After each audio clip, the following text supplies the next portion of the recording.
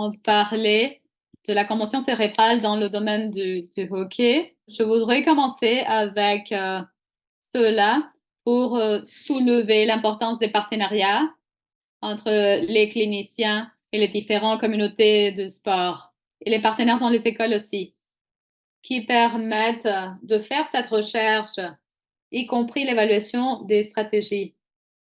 Pour commencer, une recherche qui date d'une dizaine d'années maintenant. C'est une recherche qui démontrait que le taux de commotion cérébrale dans l'équipe nationale de hockey était similaire à celle des commotions cérébrales que nous voyons au Canada dans le groupe qui a 13 ans ou moins. Je pense que c'est un bon contexte quand on voit que les jeunes joueurs canadiens ont un taux de commotion cérébrale similaire à celui des joueurs professionnels. Et je pense que nous sommes tous d'accord sur le fait que, bon, on doit s'inquiéter, on doit se préoccuper.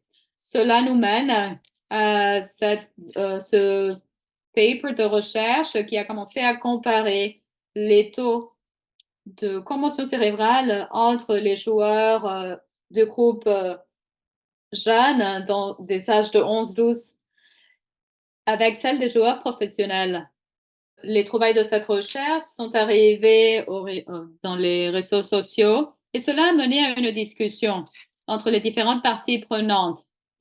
Voilà les données auxquelles nous avions arrivé.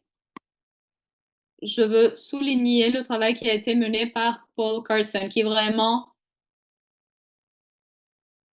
il plaidoyait pour cette recherche. Donc, dans l'année 2013, ce qui est arrivé, c'est que l'Institution de Hockey Canada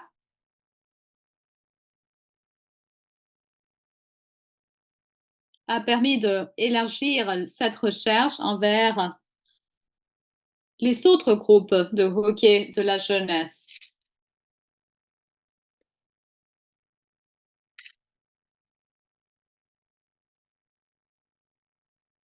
C'est pour cette raison que nous sommes contents de pouvoir Jamie Iconi comme partenaire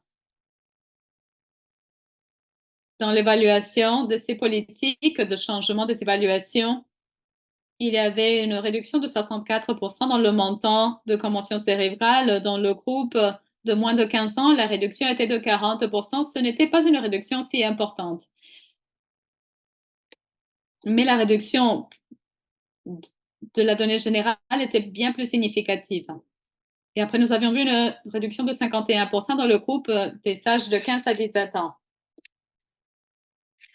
Cela nous mène à la suivante conclusion. Il y a des milliers de commotions cérébrales qui peuvent être évitées chaque année.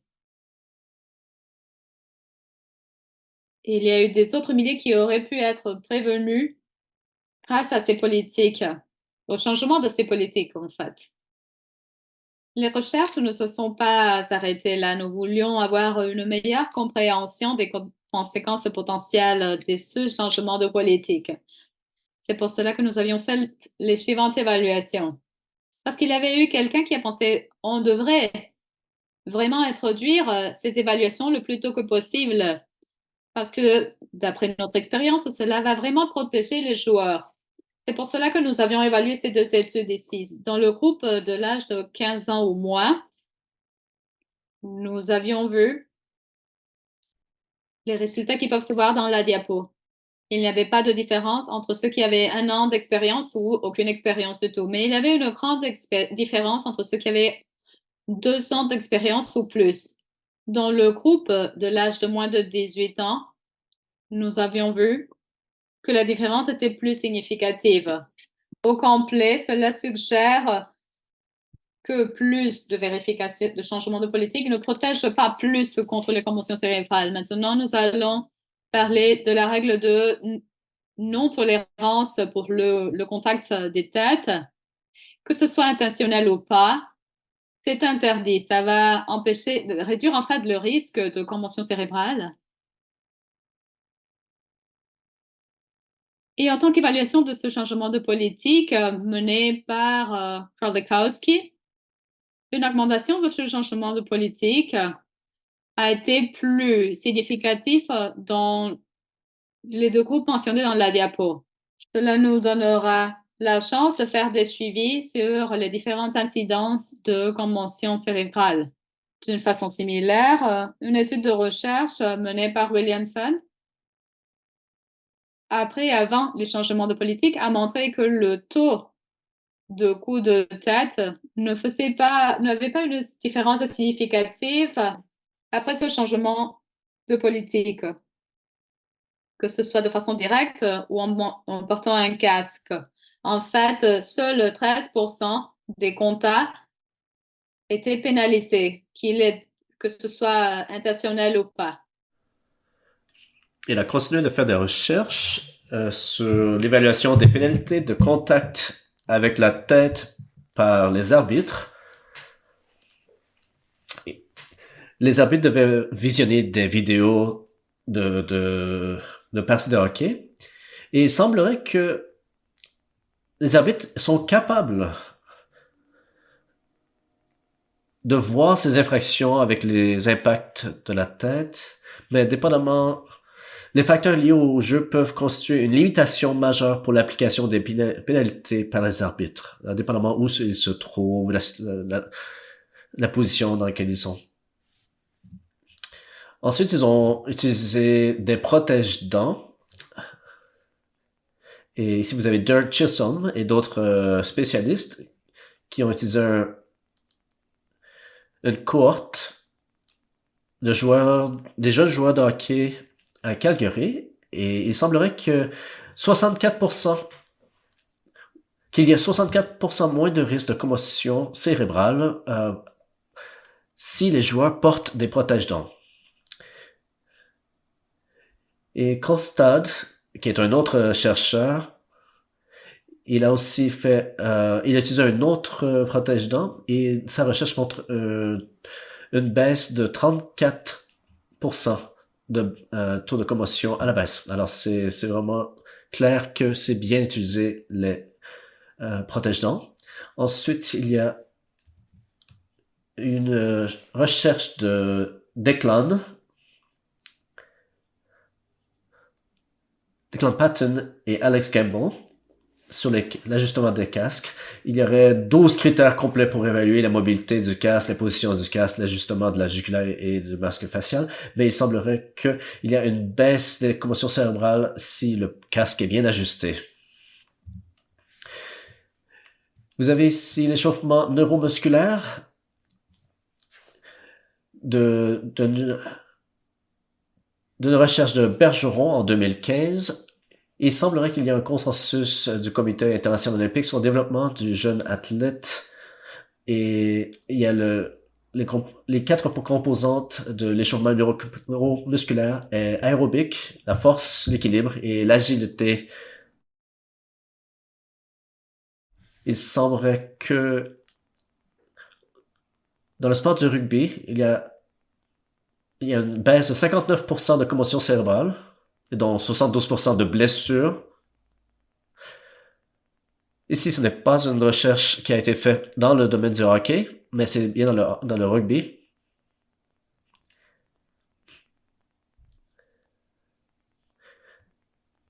Alors, on espère que il y a des chercheurs à l'Université Laval qui vont parler du hockey. Alors, j'ai bien hâte de partager nos résultats avec eux. Alors, c'est très important de dire un grand merci à toutes les personnes qui ont travaillé sur ce projet avec nous. Mon nom est Jimmy Henry. Et nous sommes de l'association du hockey mineur de Calgary au niveau provincial et aussi au niveau fédéral. On a 17 membres et associations. Pour cette recherche en particulier, la collaboration est incroyablement importante. Une des difficultés est que le hockey est dans notre culture canadienne, on est passionné et souvent les gens ont des opinions ancrées et fortes. Quand on veut faire des changements, certaines personnes ont un concept différent de comment le hockey doit être joué et c'est difficile de changer les champs, difficile de changer les opinions. Parfois, Par exemple, on a enlevé on a changé la règle sur les mises en échec, et certains gens ont accepté, et d'autres gens ont complètement refusé. Il y a des changements qui n'ont pas été encore mis en force à travers le pays.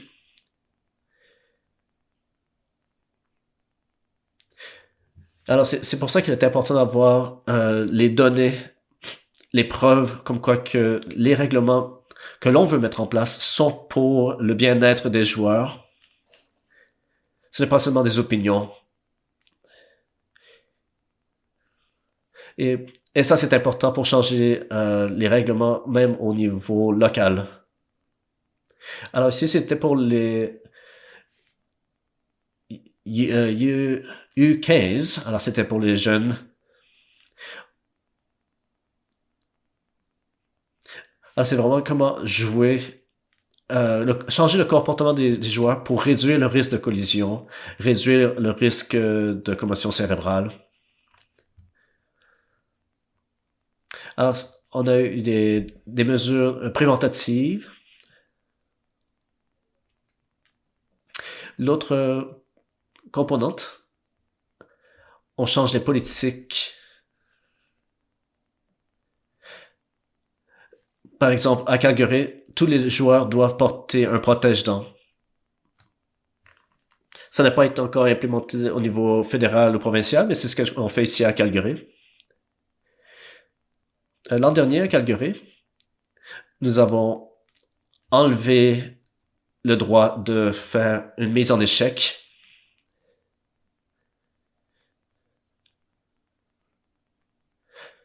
Nous avons 6 levels dans notre structure ici à Calgary pour les jeunes.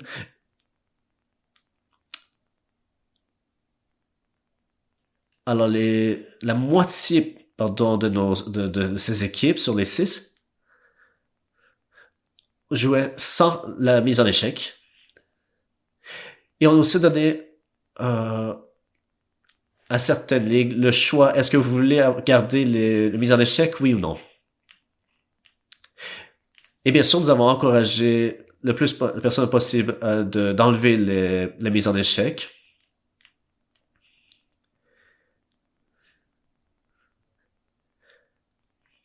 Au niveau provincial, nous avons un championnat qui empêche la mise en échec.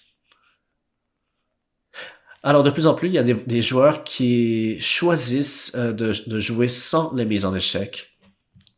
Et c'est un nombre de joueurs qui est grandissant.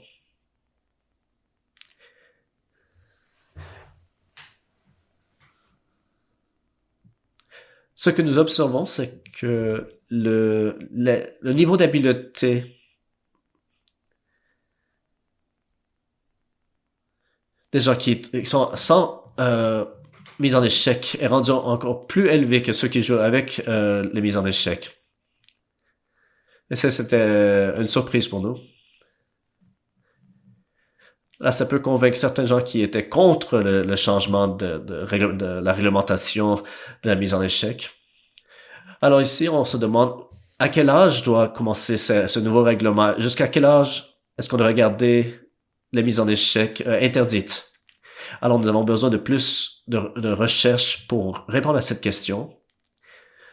Nous avons travaillé avec l'Université de Calgary pour implémenter certains changements pour rendre ce jeu plus sécuritaire pour tous. Oui, c'est des commentaires très importants, Jamie.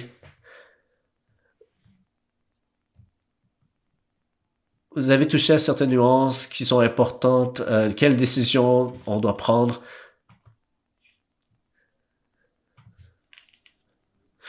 Et quand on parle de prendre des décisions pour réduire le risque pour nos athlètes, réduire le nombre de blessures, ici à Hockey Canada, on veut être informé par des recherches scientifiques et Dr. Emery et Dr. Schneider, tous les chercheurs nous donnent des données pour nous aider à nous aider dans notre processus décisionnel. Ce n'est pas seulement des opinions. Nous savons qu'il y a un risque intrinsèque au hockey, mais il y a une façon de faire pour être proactif et prévenir un grand nombre de blessures pour les hommes et les femmes qui jouent au sport. Alors la grande question, c'est comment minimiser les blessures. Alors, notre façon de faire, c'est de regarder qu'est-ce qui sort des recherches scientifiques. Jamie a parlé des nuances.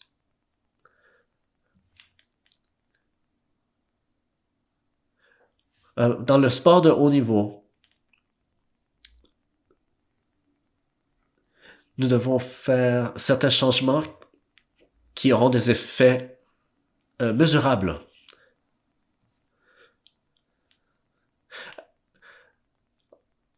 Avec Hockey Canada, nous avons 13 organisations que nous travaillons en collaboration avec eux.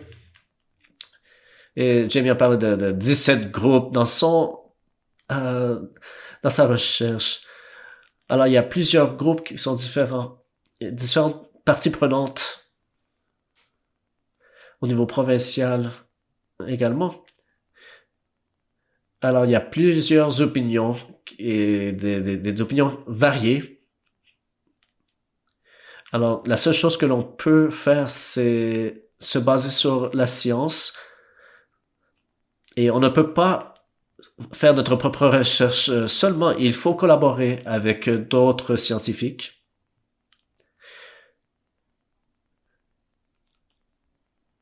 Et si on peut voir, on peut avoir des spécialistes de différentes expertises et tout mettre nos opinions ensemble. C'est comme ça qu'on peut faire le plus grand changement. On regarde jusqu'à quel âge est-ce qu'on devrait empêcher la mise en échec.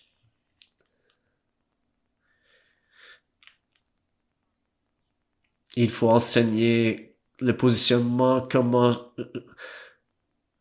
jouer avec la rondelle, comment se protéger des impacts. Et en faisant des recherches, on peut mesurer quelles sont les manières, les techniques qui sont les plus fructueuses pour assurer le bien-être de nos joueurs. Alors l'éducation, c'est important, mais comment éduquer nos joueurs, à divulguer leurs blessures, comment éduquer les entraîneurs, de comment gérer la commotion cérébrale. Alors, avec Hockey Canada, nous avons plusieurs groupes de travail au niveau provincial et fédéral. Nous travaillons aussi avec l'équipe canadienne. Quelles sont les techniques d'évaluation? Alors, ultimement, ce qui est important, qu'est-ce que l'on fait au Canada, c'est de regarder toutes ces recherches qui informent nos décisions. Ce n'est pas toujours facile. Alors, il y a beaucoup d'informations, on a besoin de filtrer cette information. Et une fois que nous avons une décision prise,